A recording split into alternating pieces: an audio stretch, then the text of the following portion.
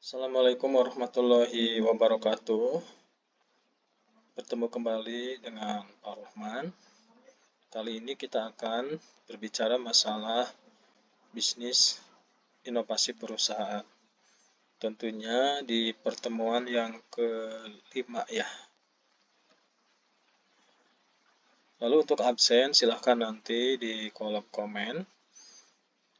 Ketik nama, ketik NPM, dan juga ketik kelas. Tidak lupa di subscribe dan juga resumenya atau kesimpulannya bagaimana serta tanggapan mahasiswa setelah mendengarkan materi ini ya, menyimak materi ini. Silahkan di kolom komen. Di pertemuan yang kelima ini, seperti apa respon konsumen tentunya terhadap inovasi bisnis. Salah satu tuntunan bisnis di era tahun 2024, kita akan memiliki produk yang berdaya saing. Tentunya karena kita berada di Kota Bandung, dengan hadirnya para pengusaha, dengan hadirnya produk, dengan hadirnya kita semuanya diharapkan bisa membangun perekonomian khususnya di Kota Bandung. Yang namanya bisnis, jelas ini harus berjalan. Bagaimana caranya bisnis kita itu bisa eksis?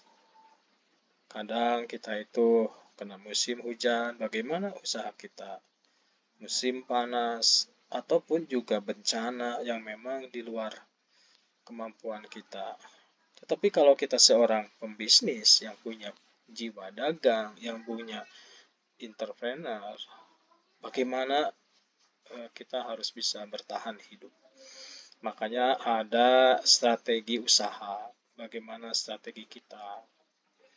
Makanya ada inovasi, langkah, tindakan, perjalanan itu berinovasi, baik dalam masalah strategi bisnis, ataupun juga dalam masalah pengembangan produk, atau teknologinya, atau melalui online dan offline. Banyak sekali yang harus dirubah.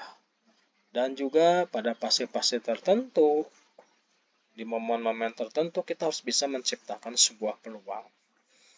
Berdasarkan dari fenomena, berdasarkan dari insiden, berdasarkan dari permasalahan yang memang sering dialami oleh pembisnis.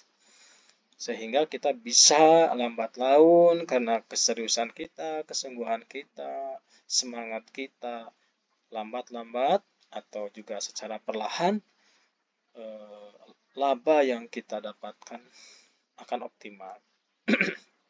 Nah, sebagai pelaku usaha tidak hanya kita itu melihat dari sisi produk, melihat dari sisi strategi, inovasi, peluang, tapi kita harus mendengarkan dari sisi lain, yaitu dari sisi konsumen yang memang membeli produk kita. Makanya konsumen itu banyak sekali respon, apalagi era sekarang sudah masuk ke era inovasi. Seperti apa sih respon konsumen? Yang kedua juga, konsumen juga akan bisa memberikan support, akan memberikan dorongan atau juga inspirasi dalam pengembangan sebuah bisnis, terutama dari sisi inovasi. Namun kita juga harus paham seperti apa segmentasi pasar, seperti apa konsumen yang memiliki konsep inovasi.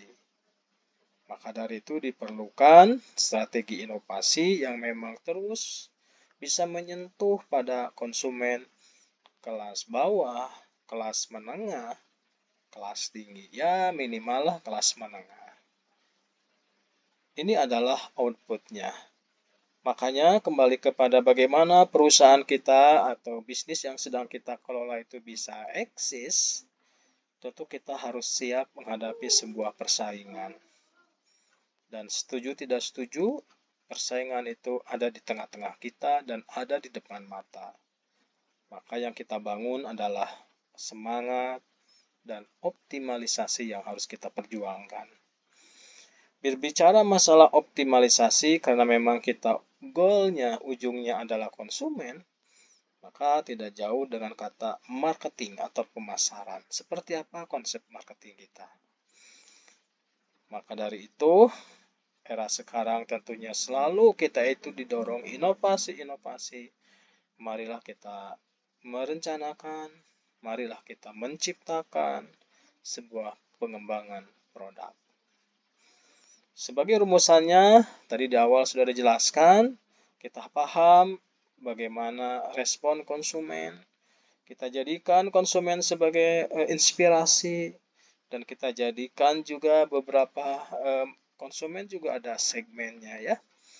Dan juga kita beberapa strategi yang harus dibangun dari semua konsumen dari 3 kelas, bawah, menengah, ataupun juga atas. Nah, mari kita dengarkan bersama, bahkan sering kita lihat ya, kalau kita masuk ke HP, smartphone, kalau kita melakukan transaksi, suka ada respon konsumen yang sering kita alami, misalnya Gojek atau Grab ya. Terkadang di penghujung transaksi dengan pembayaran, maka aplikasi itu akan memberikan sebuah tanda bintang sebagai respon kita sebagai pengguna jasa Grab. Maka bintang 1, bintang 2, bintang 3, ya, bintang 4 atau bintang 5, itu semuanya adalah dikembalikan kepada konsumen selaku pengguna jasa. Kalau berbicara masalah Grab kendaraan. Lalu juga respon itu pasti ada 2 hal. Yang pertama bisa diberikan dalam bentuk respon positif. Yang kedua adalah respon dalam bentuk negatif. Kalau memang responnya positif, maka dia akan sering membeli produk yang kita tawarkan. Ya minimal cocok, ya minimal sesuai, ya minimal dia sangat suka dengan produk kita. Tapi kalau responnya negatif, saya rasa dia membeli hanya cuma 1 kali.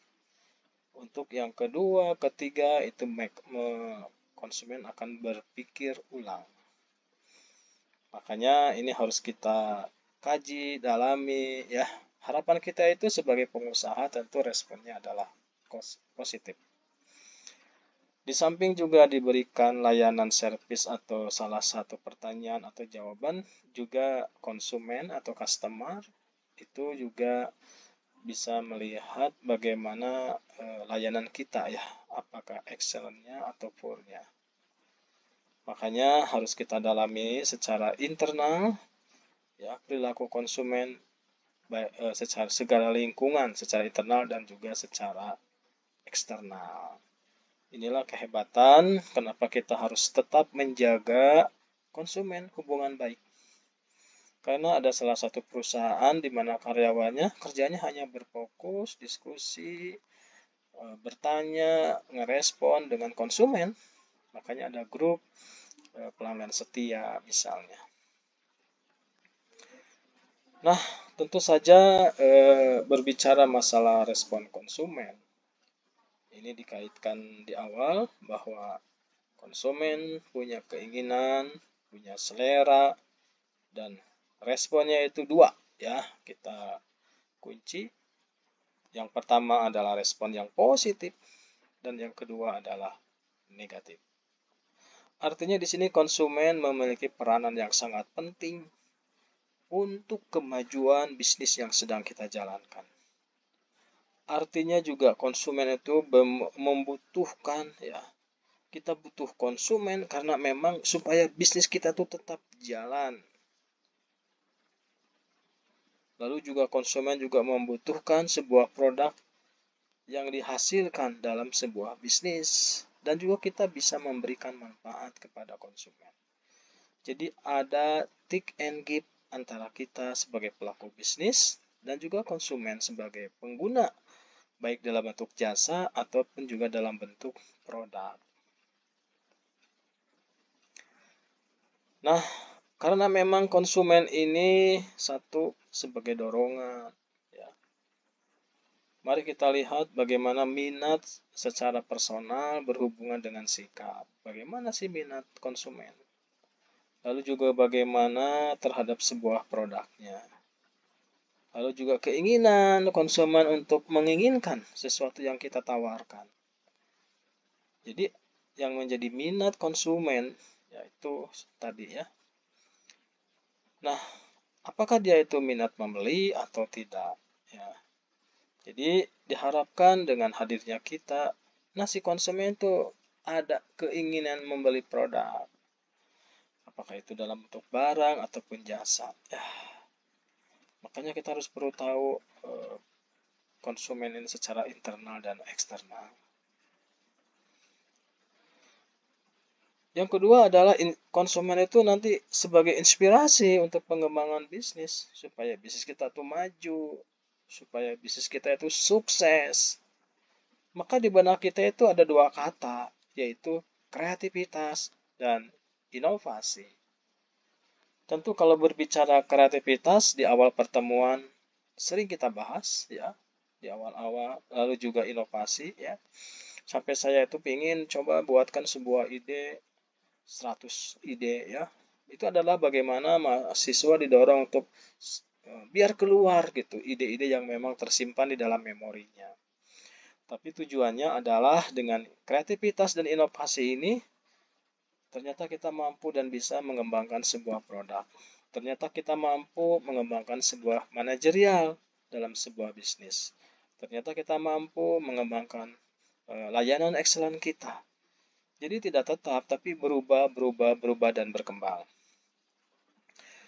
Kalau kita mendengar kata dulu tuh namanya supermi ya.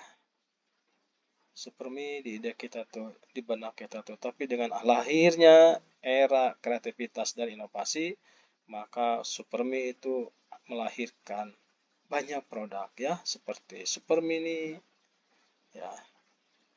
Lalu juga mie Padang, mie Aceh, mie goreng, mie sedap. Ini adalah salah satu fakta di lapangan bahwa kreativitas dan inovasi itu adalah menjadi salah satu sumber atau salah satu inspirasi supaya bisnis kita itu sukses. Maka dari itu, sesuatu yang berhubungan dengan apa yang menjadi rencana konsumen dalam hal memberi produk berapapun unit yang kita butuhkan. Kita siapkan ya. Tentu saja baik itu produk, baik itu perusahaan, baik itu karyawan, baik itu manajemen itu dilakukan sebuah branding dan marketnya. Kita fokus kepada produk ya, produk itu perlu sekali yang namanya branding dan market.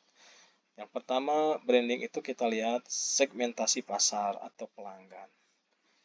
Itu perlu di branding, lalu juga produknya, lalu juga aktivitas kitanya, lalu juga menyampaikan iklan-iklan dalam bentuk kampanye yang memang selalu kesannya itu positif sehingga suksesnya dapat kita langkahi atau suksesnya dapat kita raih ya. Sekarang medianya ada dua ya, yaitu media offline, media online ya, atau juga mix ya, online dan offline. Nah, kembali kepada strategi inovasi, memang kita itu biasanya di posisi menengah misalnya produk kita itu. Dan kita harus beralih, kadang si produk itu harus bisa berada di kelas all ya. Produk kita dengan kemasan begini masuk ke kelas menengah misalnya. Dengan desain seperti itu kita masuk ke kelas rendah atau tinggi atau kalangan tertentu atau semua kalangan ya atau umum. Maka yang menjadi kunci adalah strategi kita dalam berbisnis. Maka dari itu dalam memasarkan sebuah produk ini harus bisa masuk ke semua kalangan. Apakah dari sisi kelas ya atau dari sisi usia atau dari sisi apa saja ya. Dan memang itu harus kita bangun. Walaupun kita punya kendala ya, misalnya keterbatasan sumber daya, keterbatasan finansial, keterbatasan juga infrastruktur, yaitu di sini kita harus berperan sebuah strategi mana dulu yang menjadi prioritas sehingga betul-betul langkah kita itu jelas dan pasti. Artinya kalau sudah strateginya efektif, maka keuntungan yang kita raih, kita bisa mengukur dari sisi pembiayaan, dari sisi produksi, juga dari sisi operasional.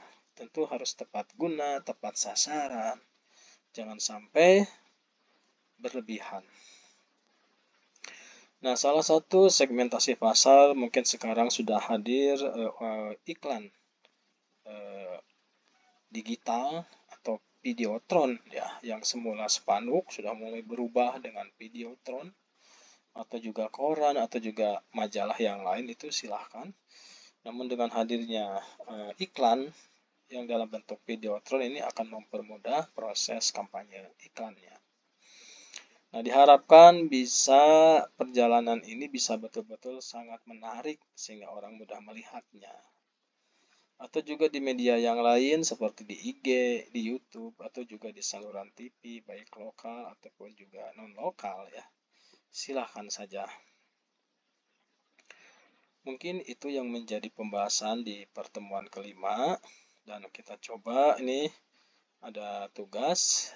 Ini yang pertama, bagaimana respon konsumen tentunya ya ini. Jika ada yang menawarkan produk yang disukai. Nah, dan bagaimana respon konsumen jika ada yang menawarkan produk itu dia nggak begitu suka. Ini ya, tentu ini perorangan. Nanti jawabannya silahkan kirim di kuliah online. Soal kedua, jika sebagai pelaku usaha, nah berarti mahasiswa posisinya sebagai pelaku usaha. Nah, itu mencoba melakukan sebuah inovasi. Misalnya nih, mereknya dirubah, diinovasi lah mungkin hurufnya, desainnya, atau produknya yang diinovasi. Ya, yang asalnya misalnya segi 4, kita rubah jadi segi 5 misalnya. Yaitu dalam bentuk prototype tentunya. Lalu juga mungkin packagingnya atau kemasannya dirubah. Nah, ini dengan ada perubahan berarti ada after, ada before ya. Ada yang pertama, lalu ada yang berubah. Nah, itu kita coba tanya ke konsumen seperti apa sih responnya atas perubahan merek atau ya, atau atas perubahan produk atau juga kemasan. Nah, tentunya kita sebagai mahasiswa coba berikan contoh ya. Ini produk ini nih kita buat seperti ini ya. Bagaimana nih? Ya, 2 produk aja lah kira-kira nih. Lalu kita dengarkan bagaimana respon konsumen. Sama ini juga ya, tugas perorangan. Nah, untuk yang ketiga ini adalah lebih kepada tugas kelompok. Makanya materi ini kemarin pernah disampaikan, coba buat kelompok ya. Silahkan. Nah, ini tugas kelompok nih. Artinya satu pamflet. Buat pamflet produksi berisi promo iklan. Ya. Jadi pamflet itu 1 lembar kayak kita mempromosikan produk. Nah, produknya itu adalah produk yang disepakati oleh kelompok ya. Karena kelompok udah ada kelompok. Nah, kelompok itu mau nyiapin produk apa? Nah, itu. Dan produk itulah yang dibuatkan dalam bentuk pamflet. Silahkan dikirim. Ya, kalau memang ini bagian dari soal kuliah online, berarti kirim ke kuliah online. Dan juga WA ya. WA dan email ya. Kalau WA boleh japri. Itu seperti apa pamfletnya. Jawaban ini tidak harus bersifat redaksi ya. Nomor 1 dan nomor 2 ini. Boleh juga dalam bentuk video kalau memang mau kreatif. Misalnya kita langsung aja nanya kepada konsumen. Ketemu di jalan, dia jelaskan ya. Sama nomor 2 juga ya. Jadi jawabannya tidak harus deskripsi dalam bentuk Word atau PDF, di-share aja di kuliah online. Udah aja video rekamannya bisa ya dikirim. Jadi satu video rekaman untuk 2 soal. Ya, perorangan misalnya. Kita aja diskusi aja. Nah, nanti videonya kan ada link Google Drive. Nah, si link Google Drive-nya itu kirim aja ke kuliah online. Jadi artinya mahasiswa di sini juga dituntut kreativitas ya. Jangan terfokus kepada jawabannya itu lewat Excel atau lewat Word atau lewat PDF ya. Mari kita berinovasi. Kita lakukan dengan berbagai macam cara. Atau seperti podcast ya. Misalnya melakukan podcast berdua di shoot ya sama konsumen, diundang konsumen yang ngobrol-ngobrol. Misalnya kita tawarkan produk ini ya kepada konsumen. Jadi podcast boleh ya. Jadi nomor 1, nomor 2 dalam bentuk podcast. Bagus itu ya. Punya nilai tambah. Jadi untuk jawaban itu banyak cara sebetulnya. Baik, saya rasa materi kelima ini cukup sudah ya. Sekali lagi silahkan mahasiswa nanti ngerespon ya di YouTube yang saya share ini. Tentunya klik nama, NPM, kelas, lalu terakhir nih dengan penjelasan materi ini bagaimana nih respon mahasiswa ya. Tentunya harapan saya itu di antara mahasiswa ada yang jadi pengusaha lah gitu. Nanti kita pelan-pelan kita bantu, kita dukung, kita support agar mahasiswa yang hadir di sini itu betul-betul menjadi pengusaha sukses yang luar biasa, yang bisa dibanggakan oleh keluarga, masyarakat, dan negara yang kita cintai. Baik, selamat siang, sampai ketemu kembali. Assalamualaikum warahmatullahi wabarakatuh.